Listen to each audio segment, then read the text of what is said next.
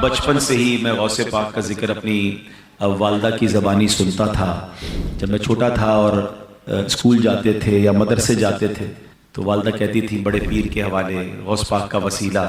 اور بچپن سے ہی گھر میں 11ویں شریف اور اس طرح کی باتیں ہوتی تھی. تو یہ بھی ایک طریقہ ہے اپنے بچوں کے دلوں میں اولیاء کرام، صحابہ کرام، اہل بیت کی محبت ڈالنے کا. اللہ ہمیں بھی اپنے بچوں کو اولیاء کرام اور پیران عظام، اہل بیت اطہار کی محبت سکھانے والا بنا دے. ماں باپ کا حق کیا ہے کہ ان پر خرچ کریں، ان کے کھانے پینے کا بہترین انتظام کریں، جوتے کپڑے وغیرہ خرید کر دیں، حسب استطاعت پھل وغیرہ پیش کرنا، بیمار ہو تو اچھے ڈاکٹر سے چیک اپ کروانا، دوائیں وغیرہ مہیا کرنا، غرض جتنا ہو سکے اپنا مال ماں باپ پر خرچ کرنا ان کے حقوق میں شامل ہیں. روایات میں ہے ایک شخص اپنے والد کو خرچ پیش نہیں کرتا تھا. نبی پاک علیہ السلام کی بارگاہ میں آیا، فریاد کی، التجا کی. سرکار دو عالم علیہ السلام نے جب اس کی باتیں سنی، آقا علیہ السلام کی آنکھوں میں آنسو تھے، جلال مبارک میں آ گئے اور اس شخص سے فرمایا انت و مالک لابیکا، تم خود اور تمہارا سارا مال تمہارے والد ہی کا ہے. یعنی بیٹا تو بیٹے کا سب کچھ والد کا ہے. اور بدقسمتی کیا ہے کہ آج بیٹا باپ سے کہتا ہے یہ میرا ہے، یہ میں نے کمایا ہے. ابو آپ کا تھوڑی ہے، آپ تو اتنا دیا تھا، آپ کا اپنا کاروبار، میرا اپنا، میں نے محنت کی. ہائے ہائے، یہ بیٹا سوچتا کیوں نہیں کہ اگر بچپن میں باپ کہہ دیتا نا بیٹا یہ میرا ہے یہ تیرا نہیں، تو میں تو بے لباس ہی رہ جاتا. مجھے تو کپڑے بھی میرے والد نے پہنائے تھے، اسی کے پیسے سے پہنے تھے نا. ایک اور بات یاد رکھنا، ہم ماں کا بڑا ریگارڈ کرتے ہیں، واقعی ماں ہی ہوتی ہے، ماں کا نعم البدل نہیں. مگر ایک بات ہمیشہ یاد رکھیں کہ ماں نے جو بھی بھلائی میرے اور آپ کے ساتھ کی ہے اس کے پیچھے کھڑا میرا والد ہی تھا، آپ کا والد تھا. اس والد نے تو پیسے دیے جو ماں نے سب چیزیں دلائی. ہمیں لگتا ہے امی جان دلا رہی، یقیناً ماں نے دلوائے، مگر والد کی اس قربانی کو بھولنا نہیں ہے. والد نے کبھی احساس نہیں ہونے دیا کہ بیٹا یہ میرا ہے. سوچے نا بچپن کے اپنے واقعات، کبھی ہم روئے ہوں گے اچھے کپڑوں کے لیے، کبھی ضد کی ہوگی نئے جوتوں کے لیے، کبھی کہا ہوگا ابو یہ والی ہوٹل میں کھانا ہے، کبھی کہا ہوگا یہ والا کھلونا چاہیے، ابو دوست گھومنے جا رہے ہیں میں نے بھی جانا ہے. والد نے ہماری کتنی فرمائشیں پوری کی. کبھی سوچا کہ اس وقت والد کو کیا ضرورت تھی؟ ہو سکتا ہے والد نے اپنے لیے کچھ خریدنا ہو سکتا ہے والد کا کچھ اور پلان ہو. والد نے وہ سارے پلان کینسل کیے ہوں گے، ہمیں کپڑے دلائے، ہمیں جوتے دلائے، اچھے اسکول میں پڑھایا. ارے جس نے انگلی پکڑ کر چلنا سکھایا، آج اس بوڑھے والد کو بچہ کہتا ہے یہ میرا ہے، آپ کا نہیں ہے. ارے اس کا دکھ تو سوچو کیا ہوتا ہوگا. کیا اس کو بچپن کی وہ باتیں یاد نہیں آتی ہوگی کہ جب یہ بول نہیں سکتا تھا، جب یہ کھا نہیں سکتا تھا، میں اس کا انتظام کرتا رہا اور آج یہ مجھے کہہ رہا ہے. نہ کرنا، کبھی بھی یہ مت کہنا خدا کی قسم جو کچھ میرا ہے وہ سب میرے ماں باپ کا ہے. اے رب کریم جو تلاوت کی اور ہماری زندگی میں ٹوٹے پھوٹے نیک اعمال ہیں، پیارے آقا علیہ الصلوۃ والسلام کی بارگاہ میں ہدیتاً تحفتاً عقیدتاً پیش کرتے ہیں، قبول فرما.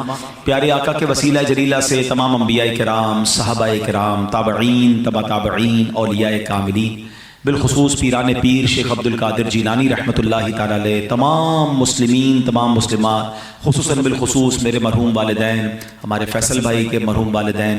ارے اللہ یہاں پر جتنے اسلامی بھائی موجود ہیں ان کے جو بھی رشتہ دار مرحومین دنیا سے چلے گئے، اے اللہ ان سب کی ارواح کو پیش کرتے ہیں، قبول فرما. منقول ہے کہ ایک شخص تھا، اس نے کسی کا قتل کر دیا. اب قتل کرنے کے بعد اسے احساس ہوا کہ یہ تو بہت بڑی غلطی ہو گئی ہے، بہت بڑا گناہ ہو گیا ہے. اور یاد رہے کہ قرآن کریم میں فرمایا گیا جس نے ایک جان کو قتل کیا گویا اس نے ساری انسانیت کو قتل کیا. یہ اتنا سخت گناہ ہے. اب وہ شخص جب یہ گناہ ہو گیا تو سوچنے لگا کہ اب کوئی توبہ کی صورت ہے، کیسے توبہ ہو سکتی ہے. تو ایک صحابی رسول حضرت عبداللہ ابن عباس رضی اللہ تعالیٰ عنہما کی خدمت میں حاضر ہوا اور عرض کی کہ حضور مجھ سے یہ غلطی ہو گئی ہے، اتنا بڑا گناہ ہو گیا ہے، کہ توبہ ہے؟ تو آپ نے فرمایا کیا تمہاری ماں زندہ ہے؟ کہتا حضور ماں کی تو وفات ہو گئی ہے. تو فرمایا اچھا ایسا کرو، توبہ کرو اور جتنا ہو سکے اللہ کو راضی کرنے کی کوشش کرو. وہ بندہ تو چلا گیا. یقیناً اس زمانے میں ایسا کوئی معاملہ نہیں ہوگا، یا جو بھی اس کے اگلے کانسیکوینسز عدالتی نظام وغیرہ وہ یقیناً الگ معاملہ ہوگا. یہاں گناہ کی معافی کی بات ہو رہی ہے. تو حضرت عبداللہ ابن عباس سے ایک شخص نے کہا کہ حضور یہ بات تو آپ پہلے بھی کہہ سکتے تھے توبہ کرو، آپ نے یہ کیوں کہا کہ ماں زندہ ہے یا ماں موجود ہے؟ تو حضرت عبداللہ ابن عباس نے فرمایا کہ میری معلومات کے مطابق اللہ پاک کو راضی کرنے کا سب سے قریب ترین ذریعہ ماں کے ساتھ بھلائی کرنا ہے. یعنی اگر اس کی ماں زندہ ہوتی تو میں اسے کہتا ماں کی خدمت کر، اللہ تیرے سارے گناہ معاف کر دے گا۔ ایک بار اسی طرح ایک شخص نبی پاک علیہ السلام کی بارگاہ میں آیا، آ کر کہتا حضور میرے بڑے گناہ ہیں، بڑی خطائیں ہیں، میں بڑا گناہ گار، یا رسول اللہ کیا میری معافی ہو سکتی ہے، توبہ قبول ہو سکتی ہے؟ نبی پاک علیہ السلام نے فرمایا کہ تیری ماں زندہ ہے؟ کہا حضور ماں زندہ نہیں ہے۔ فرمایا تیری خالہ ہے؟ کہا جی حضور خالہ ہے۔ فرمایا جا خالہ کی خدمت کر، اللہ تیرے گناہ معاف کر دے گا۔ یعنی ماں کا مرتبہ تو اپنی جگہ، ماں باپ کے رشتہ دار بھی برکت والے ہو جاتے ہیں کیونکہ ان کا رشتہ ماں سے ہے نا۔ اب یہاں اگر بات سیکھنے کو کیا مل رہی ہے کہ گناہ کی معافی چاہیے، اللہ کی رضا چاہیے، جنت کا راستہ چاہیے، تو یہ ماں باپ کے قدموں سے ملتا ہے، یہ ماں باپ کی دعاؤں سے ملتا ہے، یہ ماں باپ کی رضا سے ملتا ہے۔ قرآن مجید فرقان حمید کا اگر مطالعہ کریں، اگر میں ایک سوال کروں آپ سب سے کہ قرآن پاک کی سب سے طویل سورت کون سی ہے، تو یقیناً آپ سب کہیں گے کہ سورہ بقرہ، ٹھیک ہے نا، سب سے بڑی سورت، ایک تو سب سے بڑی بھی ہے اور سورہ فاتحہ کے بعد سب سے پہلے وہی آ جاتی ہے۔ آپ امپورٹنٹ سمجھے نا، جب بھی کوئی اہم بات کرنی ہوتی ہے اس کو پہلے کیا جاتا ہے، اس کو سٹارٹ میں کیا جاتا ہے، اس کو شروع میں کیا جاتا ہے۔ طویل سورت بھی ہے اور رائٹ آفٹر سورہ فاتحہ وہی سورت ہے۔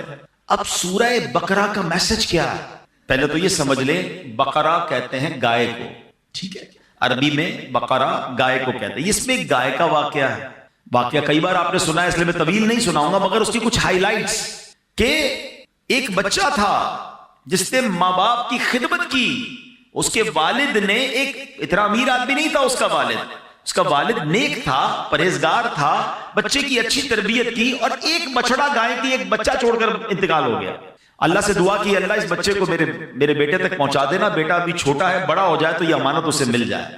اب کیسے ایک طویل واقعہ ہے کہ اس بچے کو یہ گائے بھی مل گئی اور ماں کی خدمت کرتا تھا، اور ماں نے دعا دی اور اللہ نے کرم کیا کیا کہ وہ گائے جو ہے دنیا کی سب سے مہنگی گائے بن گئی، سونے کے وزن کے مطابق اس گائے کو بیچا گیا۔ واقعہ طویل ہے، اس کی تفصیل آپ پڑھیں گے، لیکن میں جو ہائی لائٹ کرنا چاہ رہا ہوں کہ قرآن نے پہلے ہی واقعے میں درس کیا دیا کہ ماں باپ کا ادب کرنا ہے، ماں باپ کی خدمت کرنی ہے، ماں کی دعائیں لینی ہے۔ صرف سورہ بقرہ کے میسج سے پتہ کیا چل رہا ہے کہ کتنا امپورٹنٹ ہے والدین کی خدمت، کہ قرآن پاک کی سب سے بڑی سورت کا پہلا میسج ہی یہی ہے۔ اور اس میں اور بھی میسجز ملتے ہیں کہ اس والد نے بہت بڑی رقم نہیں چھوڑی، اپنے بچے کی اچھی تربیت چھوڑی، حلال تھا مگر تھوڑا تھا، بچہ نیک بنایا نا، اپنا سرمایہ بچے کی کریکٹر بلڈنگ پہ لگایا، بچے پر خرچ کر کے اس کو بگاڑا نہیں، اور تھوڑے پیسے حلال کے چھوڑ کر گیا۔ اللہ نے ان تھوڑے پیسوں میں ایسی برکت ڈالی کہ بچہ اس زمانے کا ملینر بن گیا۔ یہی بات ہم سب نے سیکھنی ہے، جن کے بچے ہیں، جن کے والدین ہیں۔ ہم بچوں پر انویسٹمنٹ کرتے ہیں، مال کی، ڈگریاں دلا دو، دنیا دکھا دو، کاروبار سکھا دو۔ میں نہیں کہتا یہ نہیں کرنا چاہیے، جائز طریقے سے کرے، نو پرابلم، مگر بیسٹ انویسٹمنٹ یہ ہے کہ اس کو اچھا مسلمان بنا دو، اچھا انسان بنا دو، اللہ کا فرما بردار بنا دو، یہ انویسٹمنٹ ہے۔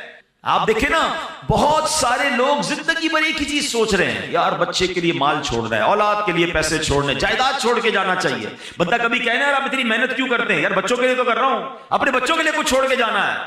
ارے اللہ کے بندوں، پہلے یہ چیک کرو حلال چھوڑ کے جانا ہے یا حرام چھوڑ کے جانا ہے۔ اچھا کروڑوں روپے چھوڑے، بچوں کو نیکی نہیں سکھائی، سخاوت نہ سکھائی، توکل نہ سکھایا، ماں باپ کا ادب نہ سکھایا، اللہ رسول کی محبت نہ سکھائی، آپ کے مرنے کے بعد وہ کروڑوں روپے شراب میں، جوئے میں، ہم نے دیکھا اربوں پتی باپ کا انتقال ہوا، اتنے سارے پیسے چھوڑ کر والد گیا مگر دین نہ سکھایا، وہ پیسے جوئے میں، شراب میں، بیکار باتوں میں لٹائے، بچہ پھر بینکرپٹ ہوا، گھر بھی بک گیا، مقروض ہو گیا۔ اور ہم نے ایسے بھی دیکھے کہ ماں باپ زیادہ پیسے چھوڑ کے نہیں گئے مگر تربیت اچھی کر کے گئے، اللہ کو راضی کرنے کا ذہن دے کر گئے۔ بلکہ چلیں یا جتنے بیٹھے ہیں نا اسی کو دیکھ لیں، اب اپنی مثال لے لیں، میں اپنی مثال لیتا ہوں۔ ہمارے ماں باپ نے ہمارے لیے جتنے پیسے چھوڑے، کیا اللہ نے اس میں برکت نہیں ڈال دی؟ کئی ایسے جو اس سے آگے بڑھ گئے۔ کیسے آگے بڑھ گئے؟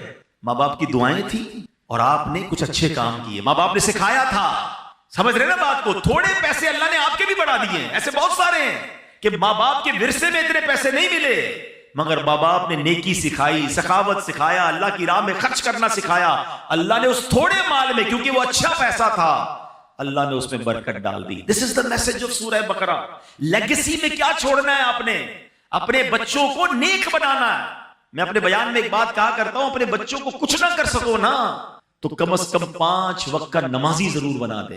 ہاں اس کی برکت پتہ ہے کیا ملے گی؟ ہاں اس کی برکت سنیے. اگر آپ کا بچہ، آپ کا بیٹا، آپ کی بیٹی 5 وقت کی نمازی ہے نا، تو جب آپ دیکھیں ماں باپ کو مرنے کے بعد کیا چاہیے؟ نیک اعمال زندگی کے بعد منقطع ہو جاتے ہیں، اعمال نامہ ڈسکنٹینیو. حدیث میں آتا ہے جب بندہ انتقال کر جاتا ہے اس کا اعمال نامہ بند ہو جاتا ہے سوائے 3 چیزوں کے. فرمایا علم جو باقی رہتا ہے، صدقہ جاریہ، اور نیک اولاد جو اس کے لیے دعائے مغفرت کرے.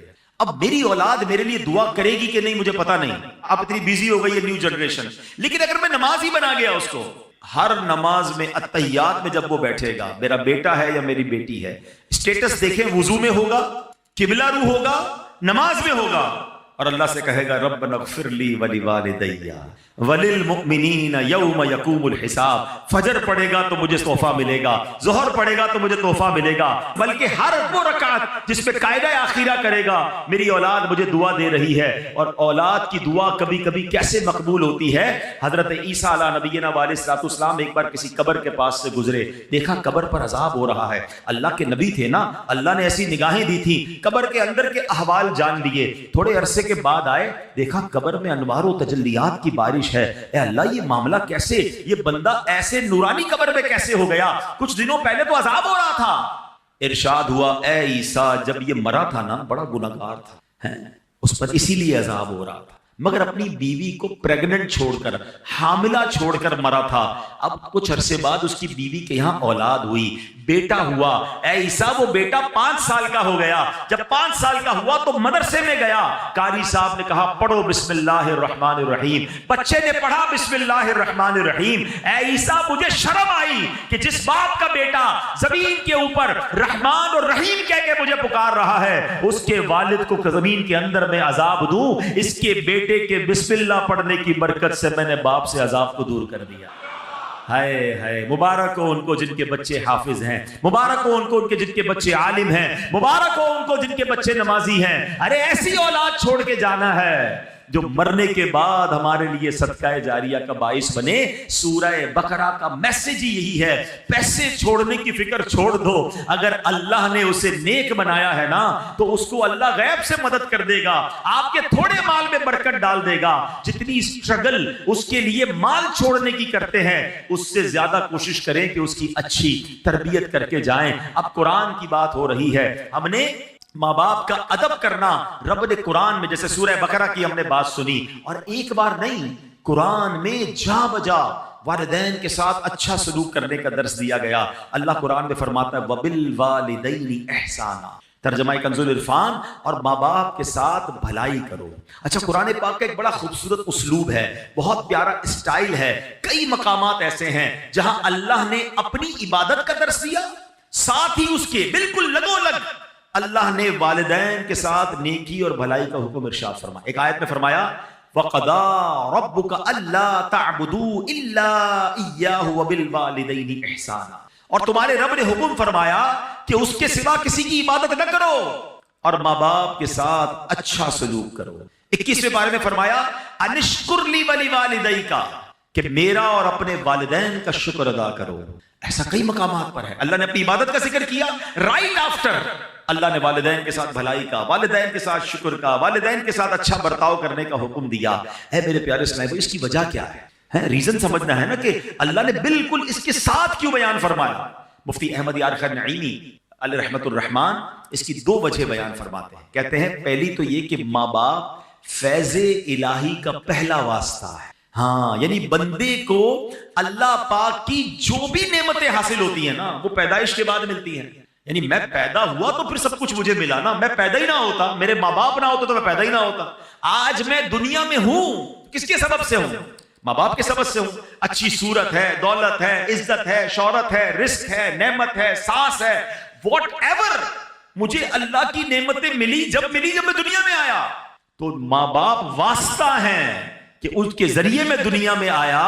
تو سبحان اللہ یہ ساری نعمتیں ملنے کا ایک واسطہ تو والدین اس طرح ہو گئے.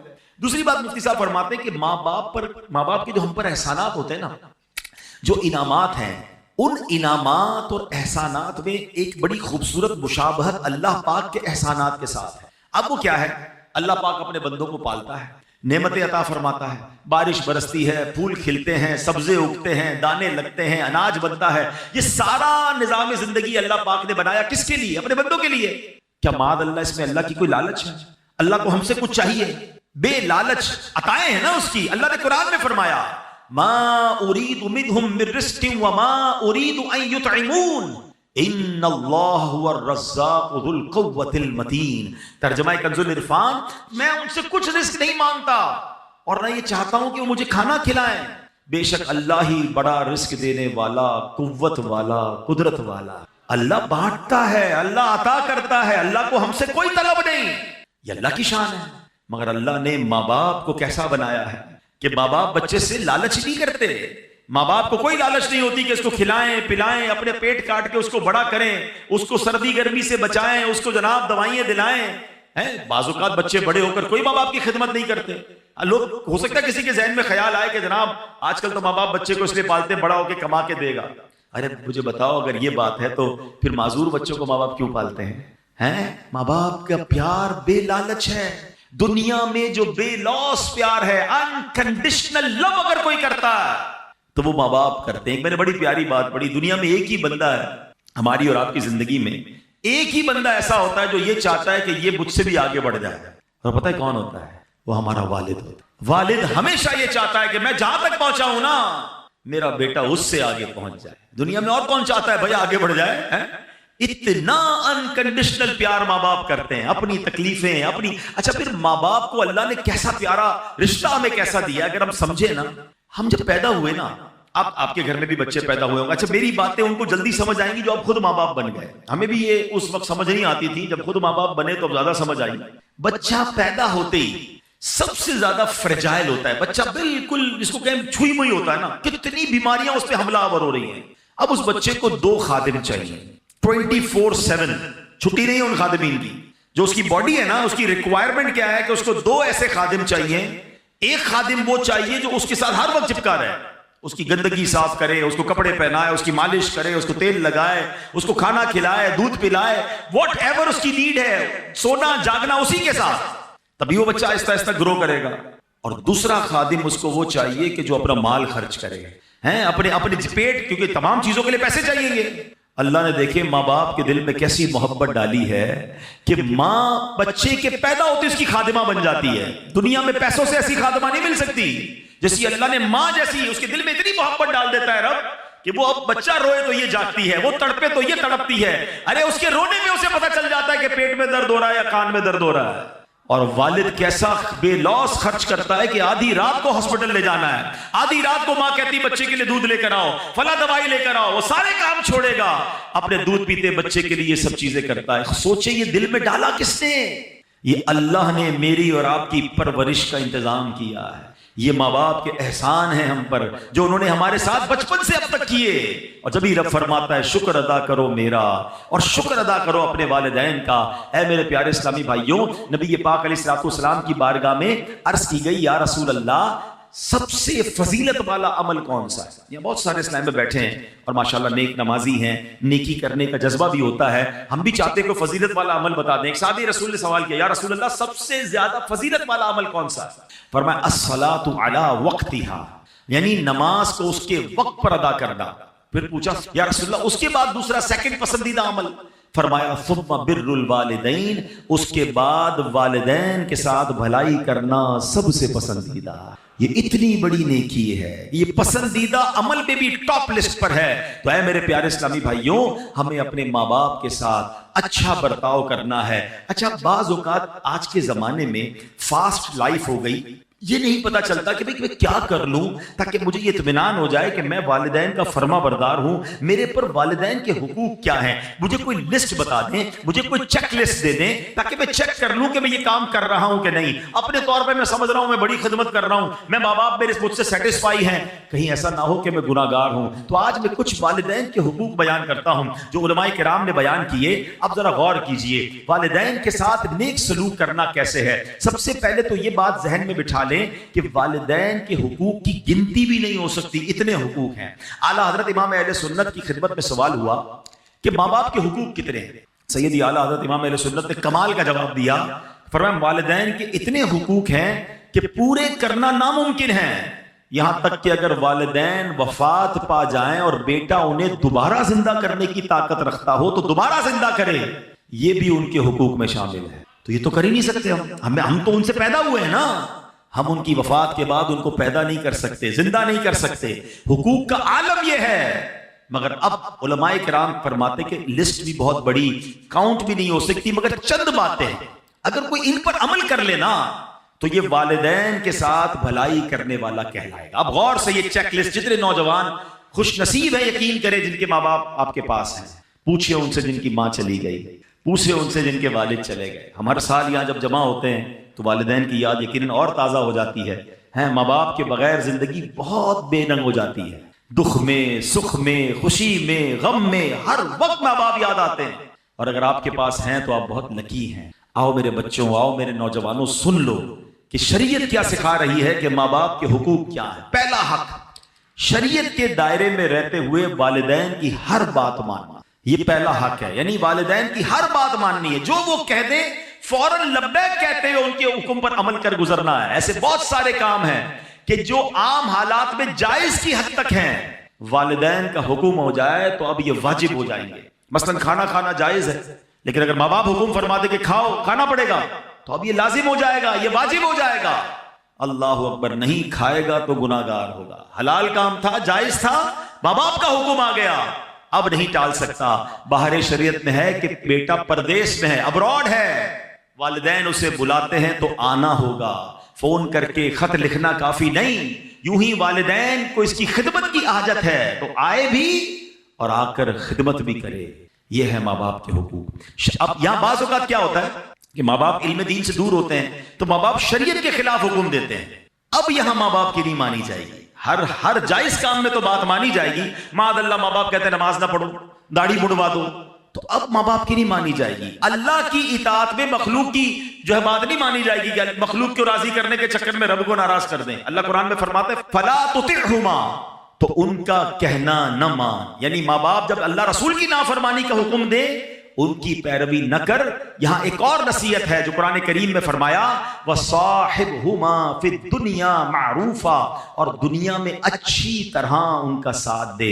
یعنی پتا چلا ماں باپ نے شریعت کے خلاف حکم دیا، اب ان سے لڑنا نہیں ہے، چیخنا چلانا نہیں ہے، ان کے ساتھ بات چیت ختم نہیں کرنا، روٹ کر بھاگ نہیں جانا، کھانے پینے کی ہڑتال کر کے ان کا دل نہیں دکھانا ہے، بلکہ اس صورت میں ان سے بھلائی کے ساتھ پیش آنا ہے۔ یعنی امی کہتی ہے بیٹا داڑھی منڈوا دو، اب ماں سے لڑے بغیر ہاتھ جوڑ کر کہنا ہے اے امی میں اللہ رسول کی نافرمانی نہیں کر سکتا، برائے کرم مجھے یہ حکم نہ دیں، باقی کوئی حکم ہو تو فرمائیں۔ پیار سے، محبت سے اس وقت بھی پیش آنا ہے۔ اے میرے پیارے اسلامی بھائیوں، اب دوسرا حق یہ ہے کہ ماں باپ کے حکم کو نفل عبادت سے زیادہ اہمیت دیں۔ یہ بڑی اہم بات ہے۔ کچھ لوگ ہم نفلی کاموں میں لگے رہتے ہیں اور ماں باپ ناراض ہیں، ماں باپ دکھی ہیں، یاد رکھو یہ عمل ٹھیک نہیں ہے۔ مثلا دل کر رہا ہے کہ نفلی روزہ رکھنا ہے، ماں باپ منع کر دیں تو اب نفلی روزہ نہیں رکھیں گے۔ دل چاہ رہا ہے کہ نوافل پڑھوں اور امی نے کہا کہ نہیں بیٹا بازار جانا ہے، میرے ساتھ چلو، سودا لے کر آؤ، تو اب نفل بعد میں پڑھیں گے، پہلے ان کا حکم ماننا۔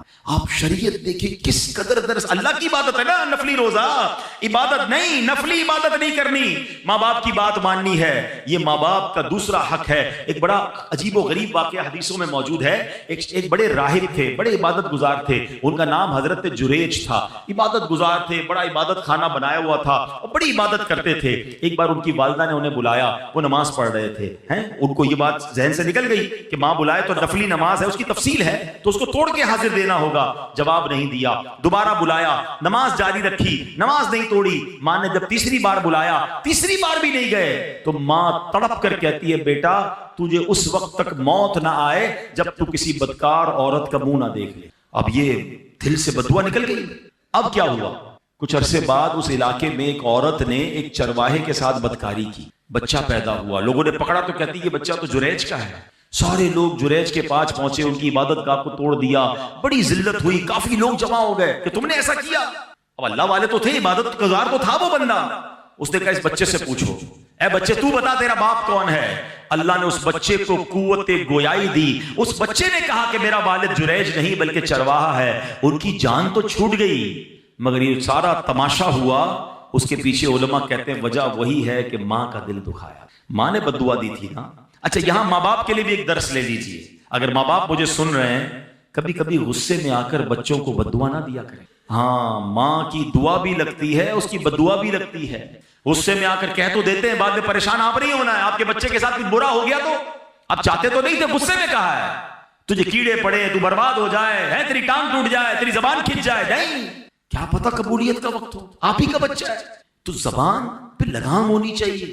بعض اوقات اول فول بکتے رہتے ہیں, ارے آپ ہی کی اولاد ہے, بعد میں آپ ہی نے رونا ہے کچھ ہو گیا تو. بد دعا نہ دیں. اور بچوں کے لیے درس کیا ہے کہ ماں باپ کا کبھی دل نہ دکھائیں, ان سے صرف دعائیں لیں. خدا کی قسم اس بندے کو کامیابی سے کوئی نہیں روک سکتا جس کے ساتھ ماں باپ کی دعائیں ہیں. وہ ترقی کرے گا. اور جس سے ماں باپ ناراض ہے نا اس کو برباد ہونے سے بھی کوئی نہیں روک سکتا. یہ ہمیشہ یاد اپنے ماں باپ کی دعائیں لینی ہیں. ہاں اب یہ نفل نماز توڑنے کا جو مسئلہ ہے یہ بڑی لمبی چوڑی تفصیل ہے, یہ آپ دارالفتہ سے مزید معلومات کر لیجئے گا. اب مسئلہ کیا ہے کہ والدین اگر کسی مصیبت میں ہیں, معاذ اللہ سیڑھی سے گر گئے ہیں, ایمرجنسی کی کیفیت ہے, تو اب تو چاہے فرض نماز پڑھ لو, وہاں سے پتہ چلا کہ ماں گر گئی ہے, ہاسپٹل لے جانا ہے یا کوئی ایمرجنسی ہے, تو فرض نماز بھی توڑ کر ماں کی خدمت کرنی ہوگی. ہاں ایسی ایمرجنسی نہیں ہے تو اب ماں کی پکار پر فرض نماز نہیں توڑ سکتے. ہاں نفل نماز پڑھ رہے ہیں اور امی ابو کو معلوم بھی نہیں کہ نہ بیٹا نفل پڑھ رہا ہے, ایسی حالت میں وہ آواز دیں تو نفل نماز توڑ کر ان کی خدمت میں حاضر ہو جانا ہے. اور اس کی مزید ایک تفصیل بھی ہے, لیکن بتانا یہ چاہ رہا ہوں کہ سوچیں ماں باپ کا لیول کیا ہے, ہم پر ذمہ داری کتنی بڑی ہے کہ ہم ان کی اطاعت کریں. اے میرے پیارے اسلام, تیسرا ماں باپ کا حق کیا ہے کہ ان پر خرچ کریں, ان کے کھانے پینے کا بہترین انتظام کریں, جوتے کپڑے وغیرہ خرید کر دیں, حسب استطاعت پھل وغیرہ پیش کرنا, بیمار ہو تو اچھے ڈاکٹر سے چیک اپ کروانا, دوائیں وغیرہ مہیا کرنا, غرض جتنا ہو سکے اپنا مال ماں باپ پر خرچ کرنا ان کے حقوق میں شامل ہیں. روایات میں ہے ایک شخص اپنے والد کو خرچ پیش نہیں کرتا تھا, نبی پاک علیہ السلام کی بارگاہ میں آیا, فریاد کی, التجا کی. سرکار دو عالم علیہ السلام نے جب اس کی باتیں سنی, آقا علیہ السلام کی آنکھوں میں آنسو تھے, جلال مبارک میں آ گئے اور اس شخص سے فرمایا انت و مالک لابیکا, تم خود اور تمہارا سارا مال تمہارے والد ہی کا ہے. یعنی بیٹا تو بیٹے کا سب کچھ والد کا ہے. اور بدقسمتی کیا ہے کہ آج بیٹا باپ سے کہتا ہے یہ میرا ہے, یہ میں نے کمایا ہے, ابو آپ کا تھوڑی ہے, آپ تو اتنا دیا تھا, آپ کا اپنا کاروبار, میرا اپنا, میں نے محنت کی. ہائے ہائے, یہ بیٹا سوچتا کیوں نہیں کہ اگر بچپن میں باپ کہہ دیتا نا بیٹا یہ میرا ہے یہ تیرا نہیں, تو میں تو بے لباس ہی رہ جاتا, مجھے تو کپڑے بھی میرے والد نے پہنائے تھے, اسی کے پیسے سے پہنے تھے نا. ایک اور بات یاد رکھنا, ہم ماں کا بڑا ریگارڈ کرتے ہیں, واقعی ماں ہی ہوتی ہے, ماں کا نعم البدل نہیں. مگر ایک بات ہمیشہ یاد رکھیں کہ ماں نے جو بھی بھلائی میرے اور آپ کے ساتھ کی ہے اس کے پیچھے کھڑا میرا والد ہی تھا, آپ کا والد تھا. اس والد نے تو پیسے دیے جو ماں نے سب چیزیں دلائی. ہمیں لگتا ہے امی جان دلا رہی, یقیناً ماں نے دلوائے, مگر والد کی اس قربانی کو بھولنا نہیں ہے. والد نے کبھی احساس نہیں ہونے دیا کہ بیٹا یہ میرا ہے. سوچے نا بچپن کے اپنے واقعات, کبھی ہم روئے ہوں گے اچھے کپڑوں کے لیے, کبھی ضد کی ہوگی نئے جوتوں کے لیے, کبھی کہا ہوگا ابو یہ والی ہوٹل میں کھانا ہے, کبھی کہا ہوگا یہ والا کھلونا چاہیے, ابو دوست گھومنے جا رہے ہیں میں نے بھی جانا ہے. والد نے ہماری کتنی فرمائشیں پوری کی. کبھی سوچا کہ اس وقت والد کو کیا ضرورت تھی, ہو سکتا ہے والد نے اپنے لیے کچھ خریدنا ہو سکتا ہے والد کا کچھ اور پلان ہو, والد نے وہ سارے پلان کینسل کیے ہوں گے, ہمیں کپڑے دلائے, ہمیں جوتے دلائے, اچھے اسکول میں پڑھایا. ارے جس نے انگلی پکڑ کر چلنا سکھایا, آج اس بوڑھے والد کو بچہ کہتا ہے یہ میرا ہے آپ کا نہیں ہے. ارے اس کا دکھ تو سوچو کیا ہوتا ہوگا. کیا اس کو بچپن کی وہ باتیں یاد نہیں آتی ہوگی کہ جب یہ بول نہیں سکتا تھا, جب یہ کھا نہیں سکتا تھا, میں اس کا انتظام کرتا رہا اور آج یہ مجھے کہہ رہا ہے. نہ کرنا, کبھی بھی یہ مت کہنا, خدا کی قسم جو کچھ میرا ہے وہ سب میرے ماں باپ کا ہے. عزت ہے, شہرت ہے, دولت ہے, واٹ ایور آئی ہیو. اور میں سچ بتاؤں کسی دن کہہ دو گے نا بوڑھے باپ کو یہ میرا جو کچھ ہے آپ کا, وہ آپ سے لے نہیں لے گا.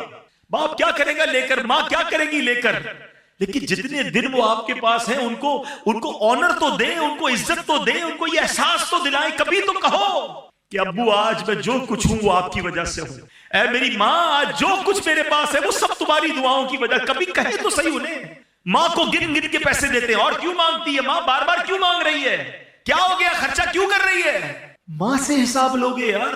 मैं आपको सही बताऊं, खुदा की कसम उस औलाद के भाग जागते हैं जिसको माँ बाप पर खर्च करने का मौका मिलता है। अरे तुम्हारे पैसों के नसीब जाग गए हैं कि तुम अपने माँ बाप पर खर्च कर रहे हो। कई माँ बाप तो ऐसे जिन्होंने मौका ही नहीं दिया यार, हमें खर्च करने का मौका ही नहीं दिया, खुद ही खर्च करते रहे, खुद ही खिलाते रहे, खुद ही खिदमत करते रहे।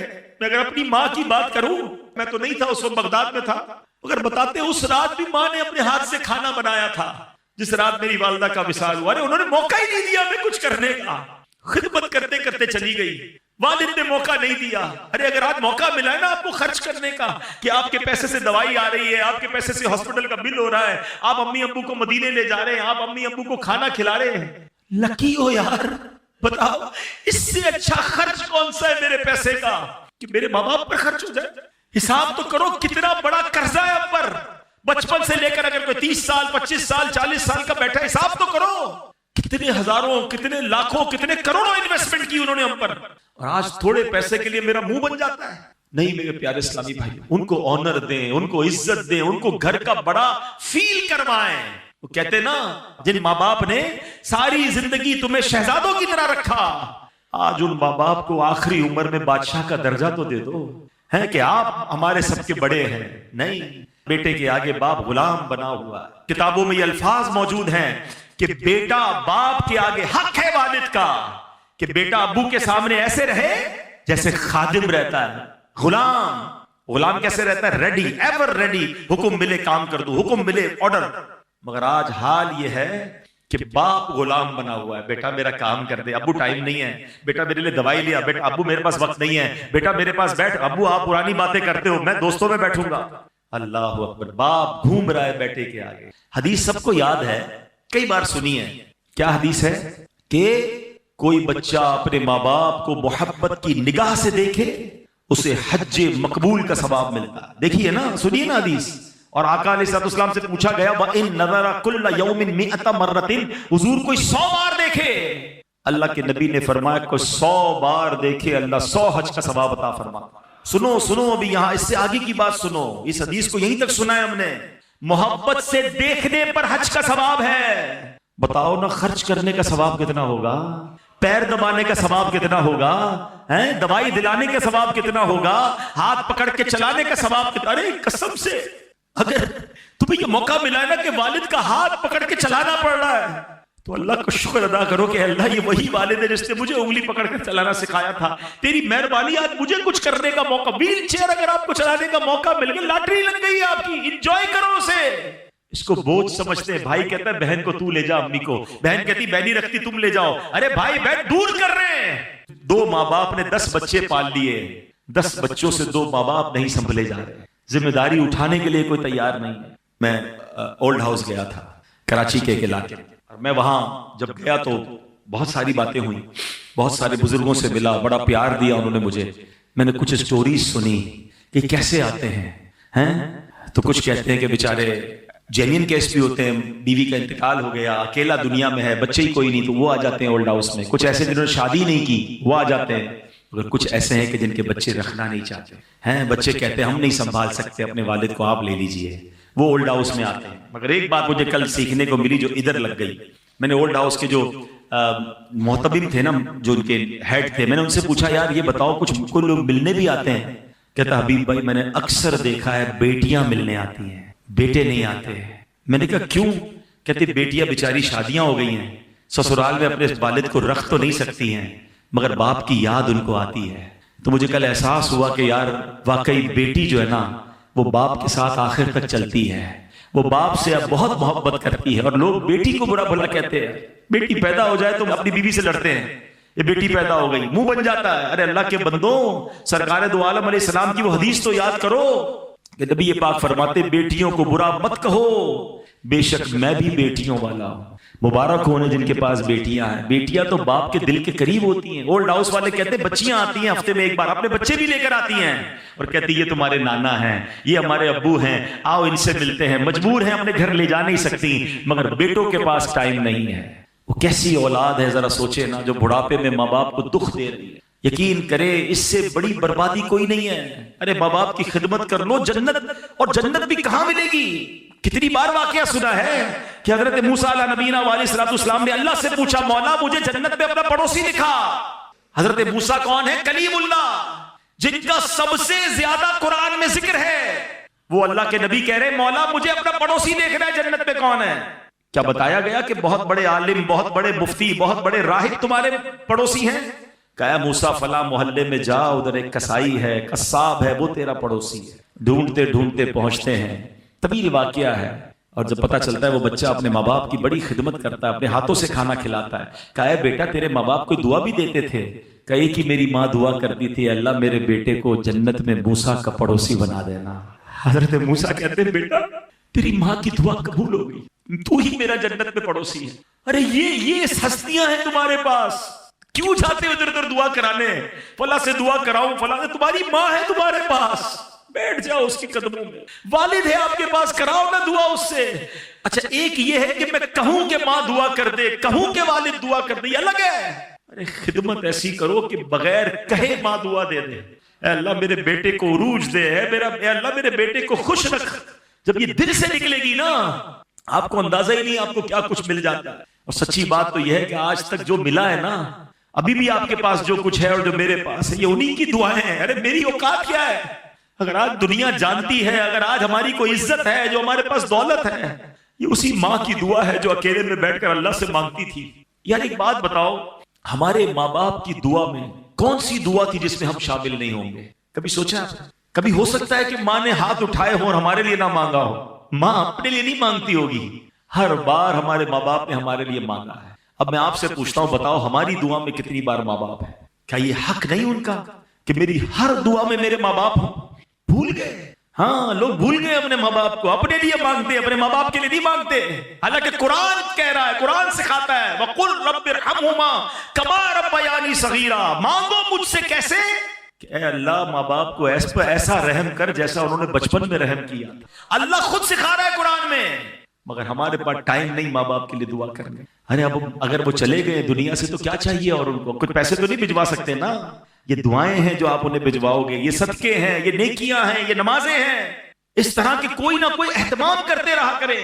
جن کے ماں باپ چلے گئے ان کو مشورہ بالخصوص دے رہا ہوں، زندگی میں بھی ماں باپ، بلکہ حدیثوں میں یہ مضمون ملتا ہے جو بچہ، جو اولاد اپنی دعاؤں میں ماں باپ کو یاد نہیں رکھتا اس کا رزق کاٹ دیا جاتا ہے. اگر لمبی عمر چاہیے اور رزق میں برکت چاہیے تو فرمایا دعاؤں میں والدین کے لیے دعا کریں. یار کیسی ہستی ہے، دعا ان کے لیے کروں رزق میرا بڑھ جاتا ہے، عمر میری لمبی ہو جاتی ہے مگر پھر بھی دعا نہیں کرتے.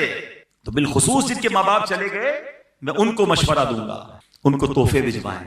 دیکھیں نا کبھی کبھی ماں باپ ملتے ہوں گے تو آپ ان کو کوئی کھانا کھلاتے ہوں گے، زندگی میں ان کو کوئی سوٹ پیس تحفے میں دیتے ہوں گے، کوئی عطر دیتے ہوں گے، عید کے دنوں میں امی ابو کو کوئی تحفہ دیتے ہیں نا. اب نہیں ہے وہ تو اب قبر میں بھجواؤ نا.